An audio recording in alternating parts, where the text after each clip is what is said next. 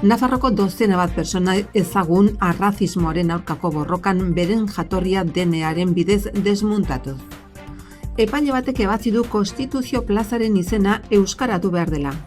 Osasun bideko langileen baldintzak ezartzen dituen foru legea eta langile publikoen estatutua aldatuko dituzte osteguneko parlamentuko osoko bilkuran. Ebroko biaduktoko obra Castejonen uda honetan hasiko dira, 78,3 milioi euroko inbertsioarekin. Nafarroko gobernuko lehendakariak Akitania Euskadi Nafarroa Euroeskualdeak Europako funtsak kudeatzeko bere gain hartu dituen eskumen berriak ospatu ditu. Nafarroko Memoriaren Institutuak hartuko duen Marqués de Rozalejo jauregiaren eraldaketa martxan da.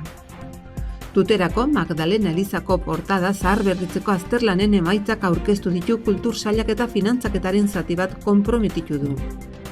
Gomez konseilariak itxitura virtualeko esperientzi pilotu bat bizitatu du Uxuen abeltzaintza estensiboa eta zuten prebentzioa garatzen laguntzeko. Irailaren 10 Iruñetik irtengo den Espainiako txirrindularitza itzuliko etapa Ziudadelatik abiatuko da eta 8 kilometro neutralizatu eginen ditu hirian barna. Joan den larumatean bizibide proiektua Lesakan BTT eta enduro ibilbideak eskaintzen dituena bi inaugurazio berrirekin handitu zen. Donostiako de Feria Arte Eszenikoen jaialdian izandako arrakastaren ondotik, apirilaren 10 Leizako herri aretoan ariko da Lesakako LED Siluet taldea.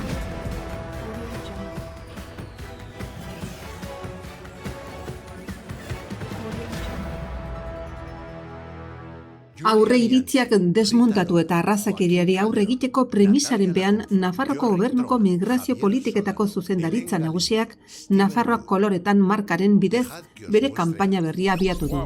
Aniztasuna gure denean dago. Kanpaina hortan, Nafarroko dozena bat pertsona publikoren laguntza izan du. Hala nola, kirolariena, musikariena, sukaldariena eta kazetariena. Zeinak borondatez onartu duten denea froga bat egitea, beren arbasoak eta azalaren azpian dauden aztarna genetikoak berrikusteko. Horrela, jolas gisa eta adentro enpresa Espainiarrak kanpainarako eskuzabaltasunez eman dituen genetika eta ezagutza analiziei esker, Maigarde futbolaria bezalako pertsona batzuk deskubritu dute beren nafartasun gora bera, Asia ekialdeko arbaso ehuneko 5 duela. Joaquín Calderón zinema zuzendariak Algeria pitxin bat darama geneetan. Julian Jantzi aurkezle lesakarrak osagai franko-alemaniar indarsoa du. Natalia Lakuntza abeslariak aurkitu zuen Arabiako peninsularen aztarnak daudela jatorrian edo Javier Solano kazetariak arbaso urrunak ditula Afrikako adarrean.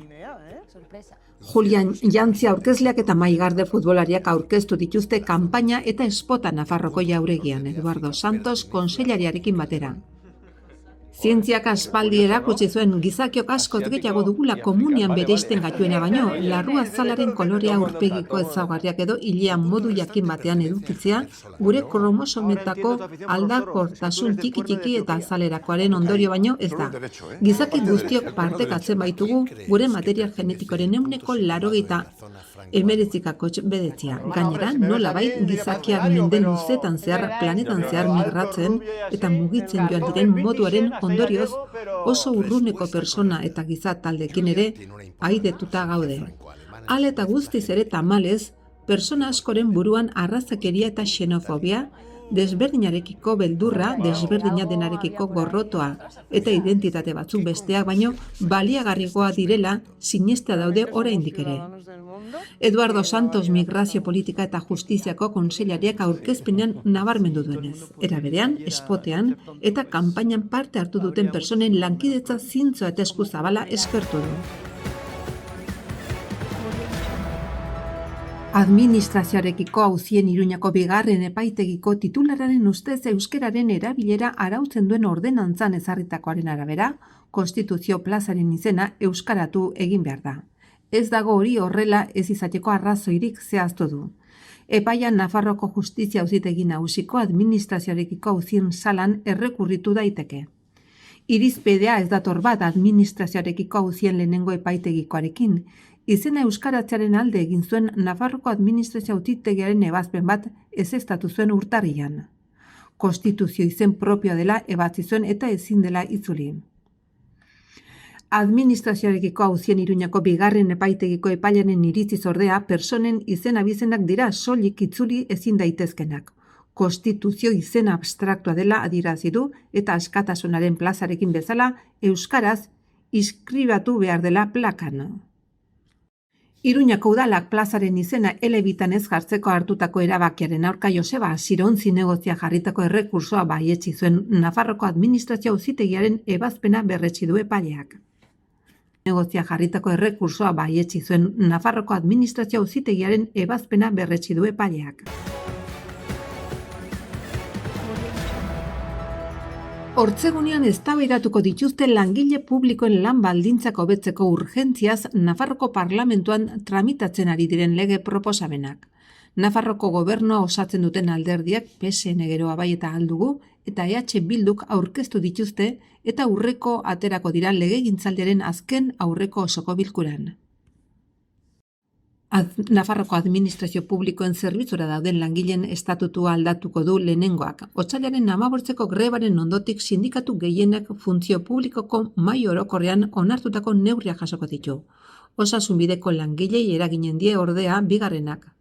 Otsailean medikuen sindikatuak egindako grebaren ostean, gobernuak sindikatuarekin adostutako akordioa jasotzen du osasunbideari dagokionak, baina osasunbideko sindikatu nagusik ez duten nahikotzat eta grebara deitu dituzte langileak ostegunerako. Castejonen Ebroko biaduktoko lanak uda honetan hasiko dira 68.300.000 euroko inbertsioarekin. Hala aurreratu du Xabier Flores garraio mugikortasun eta hiri agendaren ministeritzako azpiegituren idazkari nagusiak.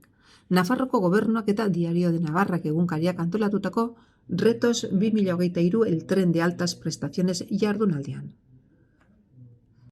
Saioan, Nafarroko gobernuko lehendakaria izan da aurkezle, bere aburuz zuzentzen duen exekutiboak Espainiako gobernuarekin batera konpromiso irmo eta sendoa hartu du azpiegitura honen harira, zeinetan 160 milioi inbertitu diren 4 urtetan zehar. 2022 izanik inbertsio handieneko ekitaldia, 70 milioirekin lehenengo 8 urtetan bideratutako 73 milioiekin alderatuz. Joera hau bere esanetan finkatu egin behar da ondoko urtetan obra Iruñara lanola tuterara iristen direnean eta euskaldunarekiko konexioa definitzen denean. Ildo horretatik, lehendakariak gogorarazi du Next Generation Funds Europarren etorrerak azpiegitura hau nabarmenki sustatzea ahalbidetuko duela, baita posible izaten den trazaduraren behin-behineko bere funtzionamentua aurreikuste ere, hasiera batean Castejon kanpanaz tartean. Bere mintzaldian azpiegituretako idazkari nagusia Xabier Floresek Nafarroko abiadura handiko tren konexio berrirako tarte ezberdinen egoera berrikusi du. Lehenik eta behin Ebroko zubi bideko obrak datorren udan bertan martxan jarri ahal izango direla nabarmendu du horretarako Adif, abiadura handiak aste hontan lan kontratuaren arlo ekonomikori ekingo dio 78 milioi eurogatik lizitatuz horrez gain, bere esleipenerako amaiera fasean sartuz. Abiadura handiko Kantauri Mediterraneo korridorearen tartean, Castejon eta Iruña arteko 0 tartea izendatuz ari gara hizketan esan du. Ebroko zubi bideak erronka tekniko konplexua suposatuko du Vilafranca Azkoien tarteko Aragoi ibaiaren zubi bidearen antzekoa, tipologia berdinarekin eta obrarako bultzadaren erritmo nabarmenarekin. Adif abiadura handiaren kontura honek orain arte tarte horren 80% exekutatu du. Bertzalde urte honen erdialdean Tafalla Kanpanas tarteko obren kontratazioa martxan jarriko dela gogorarazi da 240 milioi euroren inguruko aurrekontu batekin. Ildo horri jarraiki Nafarroan Midmaren eskutik programatutako inbertsio berriak 300 milioi euroak gaindituko ditu.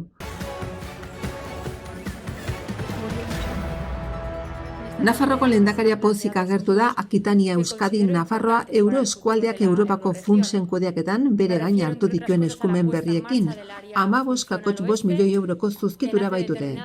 Lehendakaria Donebane Garaziko kantonamentuko ospatu den urteroko euroeskualdearen bilkuran parte hartu du. Txibiterekin etorri da halaber Lurralde Kohesioko Kontseilaria Bernardo Ziriza, Ekonomia eta Enpresa Garapeneko Mikel Irujo, Herritarrekiko Harremanekiko Kontseilaria Naollo eta Unibertsitateko Berrikuntza eta Eraldaketa Digitaleko Kontseilaria Juan Cruz Zigudo Salanola, Sergio Pérez, kanpo ekintzako zuzendari nagusia batzarkide gisa. Topaketan izan dira alaber Alain Ruse eta Akitania Berriko eskualdeko arduraduna. Gaur egun erakundeko anfitrioi eta lehendakaria dena ala nola Eusko Jaurlaritzako lehendakaria Iñigo Urkullu. Bilkuran landu duten gai nagusiena euroeskualdea mendebaldeko eremu funtzionaleko elementu koordinatzaile bezala berreste izan da. Irudi hau zeinen mugaketa Aikteko 3 eskualden lurraldean inskribatzen den Europar Batasunak sortu du. Herritarrekiko gehiago hurbiltzeko helburua erraiste aldera. Berrikuntza garrantzitsu bat adierazi du Txibitek, euroeskualdea eremu hontako koordinatzailea bihurtuko baita POCTEFA 2021-2027 programako funts Europarren arloan kudeaketa garatuz. Sinergiak uztartu eta lurralde bakoitzeko alderdirik onenak eranzteko bidea emango digu, herritarren zerbitzura jartzeko esan du. Horrez gain beste lankidetza erakunde batzuekin esaterako Pirinioetako lan elkartea, lankidetza estuago izatera behartuko digu, ontako partaidak ere bagara eta adierazi du. Diru laguntzak 5,5 milioi eurorekin hornituak 3 ardatz estrategikotan oinarrituko dira. Personen naiz zerbitzuen mugaz gaindiko mugikortasuna hobetzean, mugaz gaindiko lan eta prestakuntza sustatzean, ala nola, euskeraren eta eleaniztasunaren ezagutza naiz erabilera hobetzean. Nafarroko gobernuko lehendakari ordea eta lurralde antolamendu etxebizitza kontseilariak nabarmendu duenez, Marques de Rozalejo jauregia zahar berritzean oroimena Iruñeko erdigunean paratzen dugu, eta horrek benetako mugarria dakar. Aurreko legealdian hainbat urtez, baztertutako politika honen aldeko apustu garbia egin zenean. Hirigintzako esku hartze estrategiko bada, hiri finkatua berreskuratzeko, hirigunea birsortu eta bizi berritzeko erantzi du. Baina kasu hontan jarduerak esan nahi simboliko berexia du. Eraikin horrek Nafar askoren memoria eta emozioak irudikatzeko balio baitu. Ondare memorialistaren zentro bihurtzean eta gainera herritarrei ateak ireki ahal izanen baitezke. Erreforma horri esker etorkizunean Nafarroko gobernuko bake bizikidetza eta giza eskubideen zuzendaritza nagusia bertan kokatuko da, eta Oilo kontseilariak bizitan azpimarratu duen bezala memoria politika guztiak bilduko dituen espazio erreferente bihurtuko da bizikidetza bidezkoago baten eraikuntzan, elkarrizketaren eta bakearen kulturan oinarritua. Oilo kontseilariak azpimarratu duenez, memoria gure gizartearen ardatz egituratzailea den aldetik etorkizuneko gaia da. Eta ezinbesteko tresne errespetu, tolerantzia eta askatasun balioak sustatzeko. Ildo horretan Nafarroko Memoriaren Institutua aipatu du 2018an sartua. Estatuak arlo hortan dituen politiken erreferente gisa. Marques de Rozalejo jauregia larriki hondatua zegoen 18. mendeko jauregi barroko batean egindako esku hartzea da. Nafarroko gobernua 2005an erosi zuen eta ondare historia eta arte aldetik balio handia du. Behar berrietara egokituko da Iruñako udalaren udalplanari jarraituz. Aurreikuspenen arabera, liburutegi eta dokumentazio zentro hartuko ditu ikertzaileek eta gainerako herritarrek erabiltzeko, bai eta memoria elkartentzako gelak eta prestakuntza gelak ere. Kultura zuzendaritza nagusiak Bianako Printze erakundea Tuterako Magdalenaren elizaren portada zahar berritzeko lan maila bildu da astelehenean aurreko azterlanen emaitzak azaltzeko. Bertan, Iruñako eta Tuterako hartzapezpikutzak elizako parrokiak eta herriko udalak parte hartzen dute. Aurkezpen honen helburua izan da emaitzak partekatzea, narriaduraren larritasuna zohartaraztea, ez bakarrik eskultura taldeen garbitasunaren eta sendotzearen ikuspegitik, baita egituraren ikuspegitik ere, eta behatutako deformazioak aztertzea alden neurrian patologia horiek monumentu honen atarian eragin dituzten kausak zuzentzeko. Itziar Gomez Landa Garapeneko eta Ingurumeneko kontseilariak aberentzako itxitura virtualeko esperientzi pilotu bat bizitatu du Uxuen, eta aldi berean abeltzaintza estensiboko plan estrategikoaren barruan 15 milioiko laguntza lerro berria aurkeztu du suteak prebenitzeko neurriekin.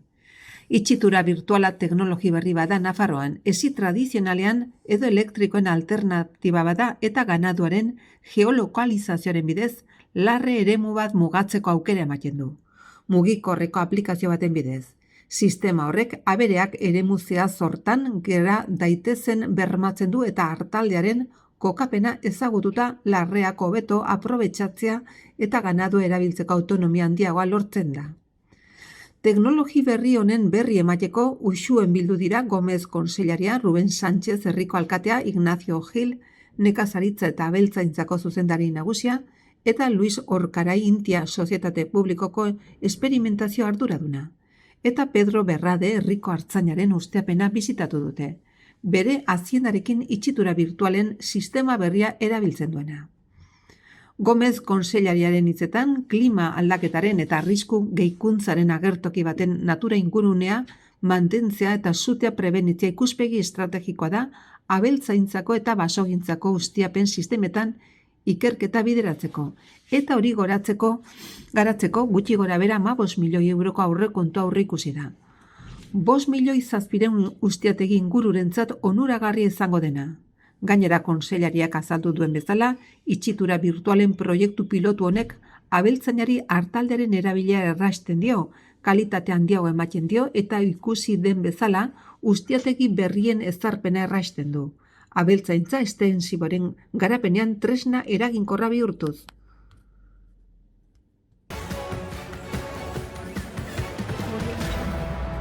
Irailaren 10 igandearekin Espainiako txirrindularitza itzuleren etapa bat Iruñan hasiko da, bertze behin.